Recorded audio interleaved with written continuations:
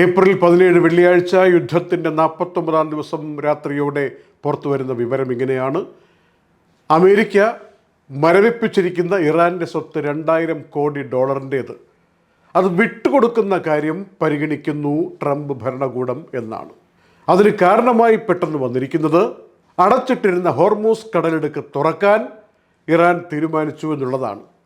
അങ്ങനെ തുറക്കാൻ തീരുമാനിച്ച കാര്യം ഇന്നലെ ഇസ്രയേലും ലെബനോനും തമ്മിൽ വെടിനിർത്തൽ ധാരണയിൽ എത്തിയതുകൊണ്ടാണ്. ട്രംപ് പറയുന്നത് ഇനി ഒരിക്കലും ഇറാൻ ഹോർമൂസ് കടലിടുക്ക് അടച്ചിടുകയില്ല, തുറന്നു തന്നെ ഇട്ടിരിക്കും എന്നാണ്.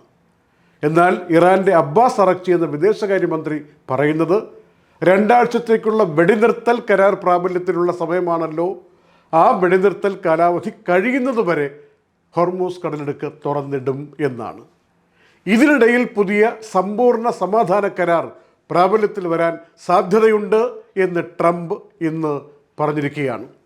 അങ്ങനെയാണെങ്കിൽ ഇസ്ലാമാബാദിലേക്ക് ആ സമാധാന കരാറിൽ ഒപ്പിടാൻ വേണ്ടി താൻ തന്നെ പോയേക്കും എന്ന അർത്ഥത്തിൽ ട്രംപ് പറഞ്ഞതായും ട്രൂത്ത് സോഷ്യൽ മീഡിയയിലൂടെ പുറത്തു വന്ന റിപ്പോർട്ടിലുണ്ട്.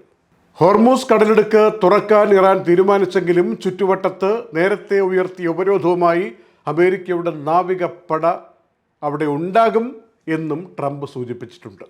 പിന്നെ ഒരു സുപ്രധാന കാര്യം ട്രംപ് പറഞ്ഞത് ഇസ്രയേൽ ഇനി ലെബനോന് മേൽ ആക്രമണം നടത്തില്ല, അക്കാര്യം തൻ്റെ ഉറപ്പാണ് എന്നും പറഞ്ഞു.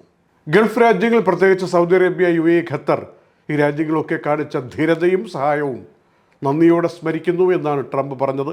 എന്നാൽ നാറ്റോ രാജ്യങ്ങൾ സഹകരിക്കാത്തതിനെ അദ്ദേഹം ഭംഗ്യന്തരേണ കുറ്റപ്പെടുത്തുകയും ചെയ്തു.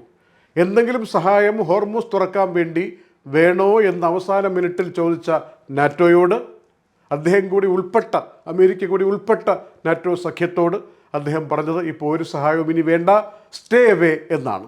നിങ്ങൾക്ക് വേണമെങ്കിൽ അതുവഴി കപ്പലുകളിൽ എണ്ണ നിറച്ച് പൊയ്ക്കോളൂ, വേറെ സഹായമൊന്നും ഇനി വേണ്ട എന്ന് കുറ്റപ്പെടുത്തിക്കൊണ്ട്, ട്രോൾ ചെയ്തുകൊണ്ട് ട്രംപ് പറയുകയും ചെയ്തുവെന്നാണ് റിപ്പോർട്ടുകൾ പറയുന്നത്.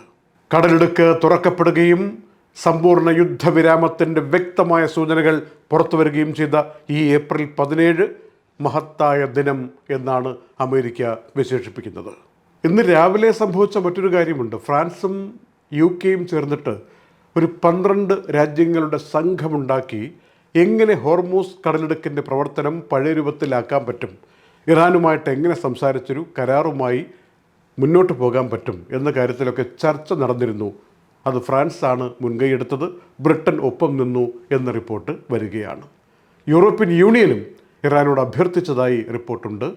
ഇതിലേക്ക് കടന്നു പോകുന്ന കപ്പലുകളിൽ നിന്ന് ഈ ഫീസ് ഏർപ്പാടാക്കാനുള്ള തീരുമാനം പിൻവലിക്കണം എന്നൊക്കെ പറഞ്ഞതായും പറയാനിരുന്നതായും അങ്ങനെ ഒരു കൂടിയാലോചന നടന്നതായും റിപ്പോർട്ടുണ്ട്. ഏതായാലും സന്ധ്യയോടുകൂടി കാര്യങ്ങൾ മാറിയപ്പോൾ അത്തരം പറച്ചിലുകൾക്കും ചർച്ചകൾക്കും പ്രസക്തിയില്ലാതായി എന്ന കാര്യം കൂടി നമ്മൾ അറിയണം. അമേരിക്ക നേരിട്ടിടപെട്ട് വർഷങ്ങൾക്ക് മുമ്പ് രൂപീകൃതമാക്കിയ നാറ്റോ സഖ്യം ഈ വിഷയത്തിൽ അമേരിക്കൻ പ്രസിഡന്റ് ട്രംപിൻ്റെ കൂടെ നിന്നില്ല എന്നുള്ളത് ചരിത്രത്തിൻ്റെ ലിപികളിൽ എഴുതി വയ്ക്കേണ്ട പ്രത്യേക അധ്യായമായി നിരീക്ഷകർ വിലയിരുത്തുകയാണ്. അതിശക്തമായ ആക്രമണത്തിന് വിധേയമായ ലെബനോനിൽ കെട്ടിടങ്ങളുടെ അവശിഷ്ടങ്ങൾക്കിടയിൽ നിന്ന് ഇപ്പോഴും മൃതദേഹങ്ങൾ എടുത്തുകൊണ്ടിരിക്കുന്നു, മുറിവ് പറ്റിയവരെ പുറത്തെടുത്തുകൊണ്ടിരിക്കുന്നു. 2294 പേർ മരിച്ചുവെന്നാണ് ഔപചാരികമായി പുറത്തു വരുന്ന ഇപ്പോഴത്തെ കണക്ക്. 7500-ലധികം പേർക്കാണ് ലെബനോനിൽ കഴിഞ്ഞ ഏതാനും ആഴ്ചകൾക്കിടയിൽ കാര്യമായ മുറിവേറ്റതെന്നും ഈ റിപ്പോർട്ടിലുണ്ട്.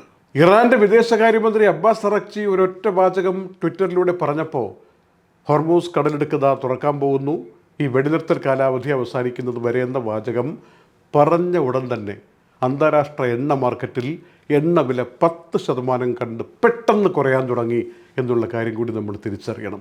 ഈ യുദ്ധത്തിൻ്റെ മൊത്തം കാര്യമൊന്ന് വിശകലനം ചെയ്യുമ്പോൾ വളരെ സുപ്രധാനമായിട്ടുള്ളൊരു കാര്യം പുറത്തു വന്നത്, മാർപ്പാപ്പ രാഷ്ട്രീയപരമായ ഒരു കാര്യത്തിൽ, പൊതുകാര്യത്തിൽ ഇടപെട്ടുകൊണ്ട് ശക്തമായി സംസാരിച്ചു എന്നുള്ളതാണ്.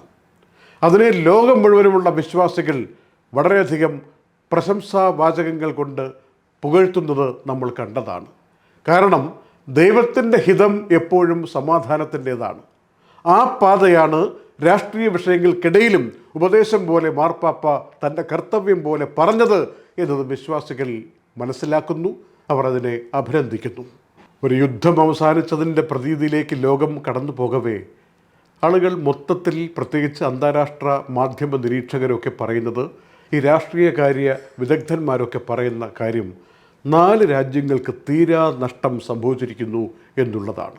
അതിലൊന്ന് ഏറ്റവും പ്രധാനമായി പറയുന്നത് അമേരിക്ക, ഇസ്രയേൽ, ലബനോൻ, ഇറാൻ. അവിടെയൊക്കെ ഇനി നഷ്ടപ്പെട്ട പണത്തിൻ്റെയും നഷ്ടപ്പെട്ട സ്വത്തിൻ്റെയും ഒക്കെ കാര്യങ്ങൾ വീണ്ടെടുക്കാൻ, പഴയ സൽപ്പേരിലൊക്കെ തിരിച്ചു പോകാൻ മാസങ്ങളല്ല എടുക്കേണ്ടി വരിക, വർഷങ്ങൾ തന്നെ വേണ്ടിവരും എന്ന് നിരീക്ഷിക്കുന്നവരുണ്ട്.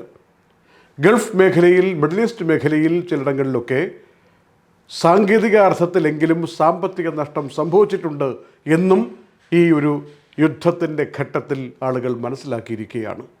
അതൊക്കെ 3 മാസം മുതൽ 6 മാസം വരെ കൊണ്ട് റിക്കവറാകും എന്ന വിചാരത്തിൽ ശക്തമായി കാലം ഇതിനെല്ലാം കടത്തിവിടുമെന്ന വിശ്വാസത്തോടു കൂടി ആളുകൾ മുന്നോട്ട് പോകാൻ തുടങ്ങുന്നതിൻ്റെ ഒരാരംഭമാണ് ഇന്നത്തെ സൂര്യാസ്തമനമായി മാറിയിരിക്കുന്നതെന്നും നമ്മൾ തിരിച്ചറിയണം. കൂട്ടത്തിൽ ഒരുപാട് ആശങ്കകളുമായി പോകുന്ന നിരവധി പ്രവാസികൾ നാടണയണോ, ഗൾഫിൽ തുടരണോ, എന്തൊക്കെയാകും, ഇങ്ങനെ പോയാൽ അവസാനിക്കുമോ എന്നൊക്കെ ആലോചിച്ച് വിഷമിച്ചവർ, ഒന്നേ ഞങ്ങൾക്ക് പറയാനുള്ള അനുഭവത്തിൽ നിന്ന് എത്രയോ യുദ്ധങ്ങൾ കണ്ടു, രോഗങ്ങൾ കണ്ടു, സാമ്പത്തിക മാന്ദ്യങ്ങൾ കണ്ടു. എന്നിട്ടും തലയെടുപ്പോടെ ഗൾഫ് മേഖലയിലെ ഓരോ രാജ്യവും അവരുടേതായ അടയാളം രേഖപ്പെടുത്തി മുന്നിൽ നിൽക്കുമ്പോൾ നമ്മുടെ കർമ്മപഥത്തിൽ നമ്മൾ എവിടെയാണോ ജോലി ചെയ്യുന്നത്, എവിടെയാണോ ബിസിനസ് സംരംഭങ്ങളുമായി മുന്നോട്ട് പോകുന്നത്, എവിടെയാണോ ജീവിതം പുഷ്ടിപ്പെടുത്താൻ വേണ്ടി നമ്മൾ മെനക്കെടുന്നത്, അവരവരുടെ കർമ്മപഥങ്ങളിൽ സജീവമായി മുന്നോട്ട് നീങ്ങുക, നമുക്കൊരു ദോഷവും വരില്ല എന്ന് ഉറച്ച് വിശ്വസിച്ചുകൊണ്ട് നീങ്ങുക. തൽക്കാലം ചില ജോലിയൊക്കെ പല ആളുകൾക്കും മാറേണ്ട സാഹചര്യം ഉണ്ടായിട്ടുണ്ടെങ്കിലും, ശമ്പളക്കുറവൊക്കെ അനുഭവവേദ്യമായിട്ടുണ്ടെങ്കിലും അതൊക്കെ മറികടക്കാനുള്ള സർവ്വസാധ്യതകളും ഇതാ വരുന്നു എന്ന് വിശ്വസിച്ചുകൊണ്ട് ധീരമായി മുന്നോട്ട് നീങ്ങുക എന്നാണ് അനുഭവത്തിൻ്റെ വെളിച്ചത്തിൽ ഞങ്ങൾക്ക് പറയാനുള്ളത്. എല്ലാവർക്കും നല്ലത് വരട്ടെ. നന്ദി. Night updates supported by Hashim Hypermarket, Kalyan Jewellers, Lulu, Arim Bakers, eLessons.net, Fira Foods, Dhanvantari Ayurveda, Al-Sud Cargo, Gold Star Rent-A-Car, Dr. Rasina's Ayurvedic Clinic, Ain Golden Diamonds, Choco World, Vintage Lux Real Estate, Partha Signature, Abu Shagara, Sharjah.